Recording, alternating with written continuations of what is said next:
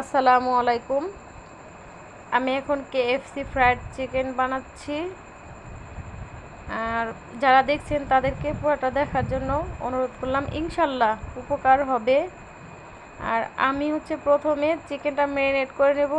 প্রথমে আমার লাগছে কাশ্মীরি লঙ্কা 1 চামচ।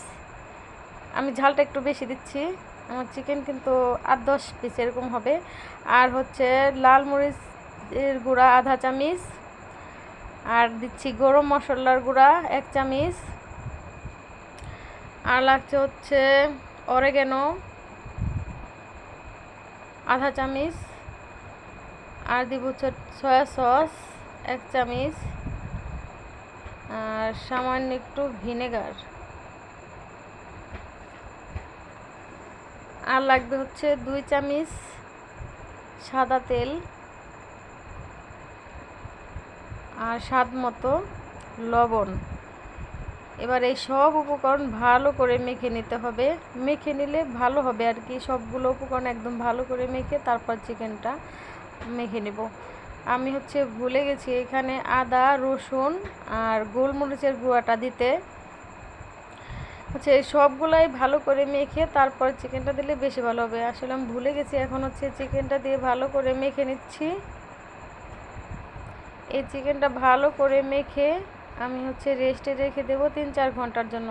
চাইলে বেশিও দেওয়া যাবে, রেস্টে বেশিও রাখলে মানে যতটা বেশি রাখা যায় ততই ভালো।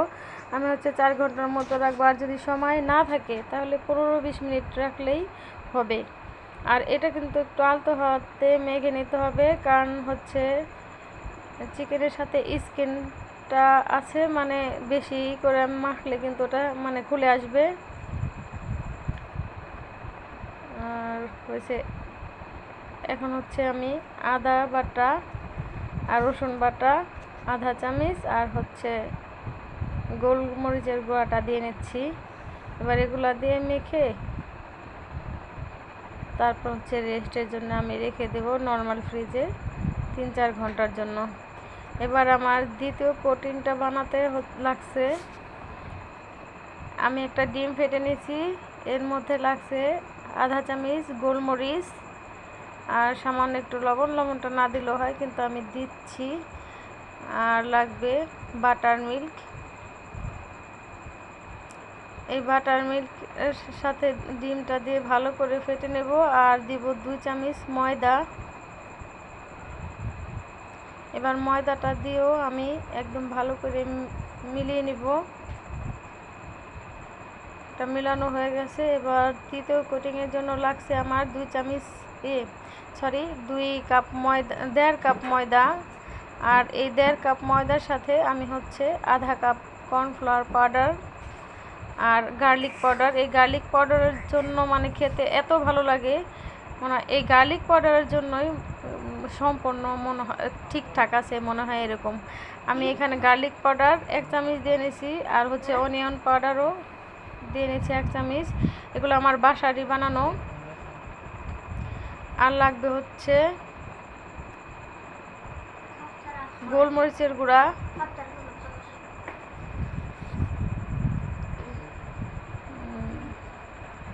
কাশ্মীরি লঙ্কা,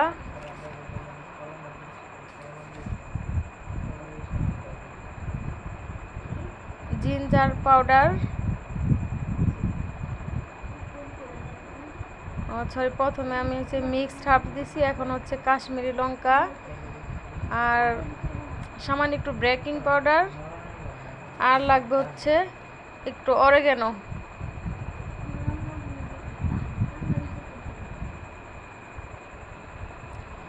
আর এটার মধ্যে যতটুকু লবণ প্রয়োজন অতটুকু লবণ দিয়ে নিয়েছি। এগুলা সব ভালো করে, এই সবগুলো উপকরণ একদম ভালো করে মেখে নেব। আর ginger powder, garlic powder, onion powder এগুলো বাসায় খুব সহজে কিন্তু বানানো যায়। সামনে ইনশাল্লাহ ওই ভিডিওটা আমি দিব। এখন এই মিশ্রণটার মধ্যে এটা মেখে তারপরে আমি ময়দার মধ্যে দিয়ে নিচ্ছি। চাইলে আগে ময়দার মধ্যে একটু মেখে তারপরে ওই ডিমের মিশ্রণটার মধ্যে মেখে নিয়ে তারপর আবার ময়দার মধ্যে দিয়ে নিলে ভালো হবে। আমি আর কি আগেই দিয়ে দিছি এই ডিমের মিশ্রণের মধ্যে, যেভাবে করেই আমি প্রথমে আলতো হাতে একটু ভালো করে ময়দাটা মেখে তারপর হচ্ছে আমি চেপে নিছি, ভালো করে চাপ দিয়ে নিছি। এবার এটার গায়ে যেটা এক্সট্রা ময়দা সেটা আমি একটু ঝেড়ে নিচ্ছি। এভাবে করে সবগুলা চিকেন কিন্তু আমি করে নেব, ময়দার সাথে মেখে নেব। যারা দেখছেন তারা অবশ্যই বাসায় এভাবে ট্রাই করে দেখেন। আর বাইরে থেকে তো আমরা কত দাম দিয়ে কিনা খাই, সেটাও যদি দুইটা একসাথে খান ইনশাল্লাহ বাসারটাই বেশি ভালো লাগবে দোকানেরটার চেয়ে। এভাবে করে বাসায় আপনারা বানায় দেখবেন। যারা দেখছেন তাদেরকে আমি অনুরোধ করছি বাসায় বানানোর জন্য। তারপর আমাকে কমেন্টে জানাবেন যে কতটা ঠিক হয়েছে, কতটা পারফেক্ট লাগে। এখন আমি এগুলা গরম তেলে ভেজে নিব।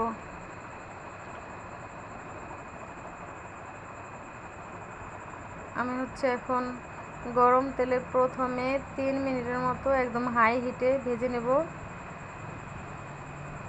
তারপর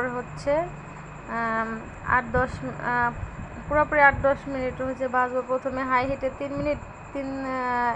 2 থেকে 3 মিনিট, তারপরে আমি মিডিয়াম হিটে ভেজে 8-10 মিনিট ভেজে নেব। এরপর কিন্তু আমার ভাজা হয়ে যাবে, ভিতরেও কিন্তু একদম ভালো করে কুক হয়ে যাবে। আমার ভাজা কিন্তু হয়ে গেছে। এভাবে করে সবগুলো আমি ভেজে নিব।